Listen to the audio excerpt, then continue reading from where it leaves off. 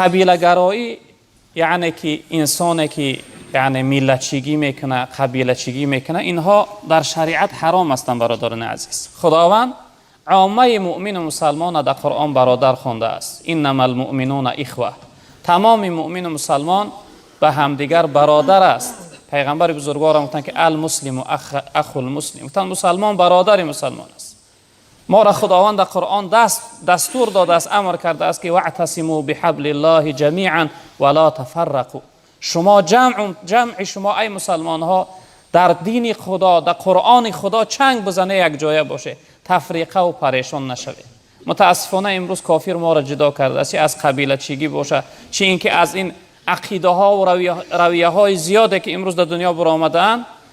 یعنی کافر توانست که امروز ما را جدا کرد، ما را یعنی در قصد همدیگر، در حق همدیگر زید و دشمن گرداند. به همین خاطر این چیز در شریعت معنی است، حرام است برادران عزیز. ولی که از دوستای خدا یک جمله های زیبا داره، حضرت میگه یکی گوید ز ختلانم تو را چی، دیگر من از بدخشانم تو را چی، نباشد یک جوان مرد بگوید مسلمانم تو را چی. میگه یک انسان میگه من از ختلانم، دیگرش میگه از بدخشانم، میگه آیا نباشه یک جوان مرده بگه من مسلمان هستم؟ در تو فرقش که از کجا هست نیست. مسلمان برادر مسلمان است. به این خاطر برادران عزیز بزرگوار، ما باید همدیگر را جدا نکنیم.